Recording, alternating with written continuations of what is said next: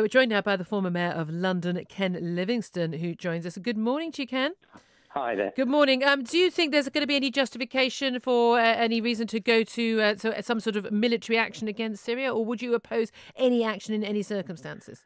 Well, if we're going to go and do some bombing in Syria, we'll kill some Syrians. Some of them will be innocent civilians, some of them will be military. But what then happens? I mean, it doesn't remove Assad from power. It doesn't change. It doesn't bring an end to this ghastly 7 years of civil war that's been going on. So, I mean, it's a good gesture, and I'm sure it will boost the standing of Donald Trump and Theresa May, but it won't do anything for the Syrians. You're saying that the point of this will really just be for sort of PR purposes for politicians in the West and won't actually help the Syrian people? Not at all. I mean, the real tragedy is that you seldom in politics do you get a choice between good and evil. And over this civil war, broadly, America and Britain have been supporting the groups trying to get rid of Assad. But if Assad had been defeated, you would now have something like a fundamentalist, pro-terrorist, ISIS-type government. That was the people Assad was fighting. You know, it's just choice of the lesser evil here. Well, you say not a choice between good and evil, but the reality is that yourself and Jeremy Corbyn, the Labour leader, you talk about, this isn't going to serve any purpose. There isn't a goody side that we can join with in the Syrian civil war.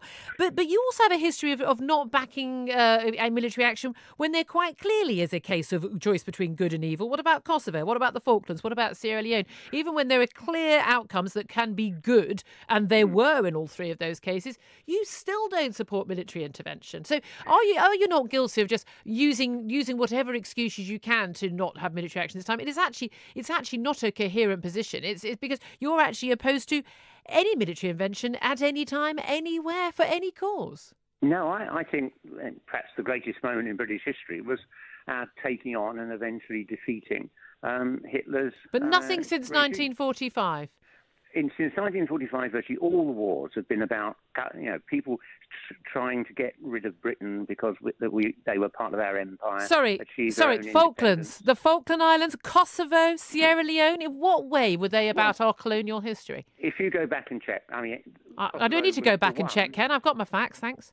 I supported intervention over Kosovo because I think the Serbian regime was going to go in for massive ethnic. So that was a moral war. That was a justified war. It didn't have the backing of the United Nations, by the way. Well, the trouble is with the United Nations, the main powers there all have a veto. That means they can block any decision. Yes. But the simple fact is, you look at the Falklands. We were claiming that there was an attack coming by an Argentinian boat. A British territory was invaded by a foreign force. Yeah, but hang on. The Falkland Islands were seized by Britain hundreds of years ago, just as the Argentinians got their independence by defeating Spain. I hate to tell you that the Falkland Islands were British long before the country of Argentina even existed. I mean, I don't want to throw facts at you, Ken. I know you don't like facts, but this is ridiculous. This is the reality, though, is that when we have these debates about foreign interventions, any military interventions, the debate seems to fall, and if there was a parliamentary debate, if Theresa May did do that, it would fall between people saying, well, war, what is it good for? Come by, we should all be talking. And people saying we need to do something. But the reality is, look, we're not going to have a diplomatic end to the Syrian conflict, unless or until someone has actually militarily won the Syrian conflict. Isn't there an argument that maybe if we shouldn't have military intervention now, but that perhaps there should have been military intervention earlier, not even 2013, maybe even sooner, to protect the Syrian people? But to protect the Syrian people from who? I mean, it wasn't that there was some nice little democratic group struggling to get rid of Assad. There were people even worse than Assad. That was the problem there. And we would have had to send hundreds of thousands of Western troops in to do that. There wouldn't have been populist. Well, we saw the vote in the House of Commons when Cameron wanted to get involved, the House of Commons said no, and that was when there was a Tory majority. So the simple fact is, you aren't looking at a simple solution here. You've got awful regimes all the way around the world that do brutal things to their own people. So what do we do about this one? What do we do? Do we just say, look, it's absolutely awful that we've watched all these horrible images of children being chemically attacked, but hey, we care, but not quite enough to do anything about it? What do we do about it? Well, there isn't anything you can do except have a full-scale invasion that overthrows Assad and creates a new regime. And I don't think there's any chance of even America getting involved in that after all the disasters overnight, the war in Iraq. And the other thing you've got to bear in mind in all this is often when we have intervened, we were told Iraq had weapons of mass destruction. That was a lie. We were told when America started bombing North Vietnam, it's because they'd attacked an American boat off the coast. And that 30 years later turns out completely untrue. So you think the chemical attack is a lie? No, it sounds like it's true. It does. And that's awful, and the Assad regime is awful. But, simply going and doing a bit of bombing will kill a few Syrians. It won't solve the problem. Can I talk to you about something completely different and rather less serious? And this is a new Labour candidate who's been selected to fight the seat of Pudsey in Yorkshire, Jane Aitchison. She's a Momentum supporter, and she has branded Waitrose shoppers and Prince Charles as scum.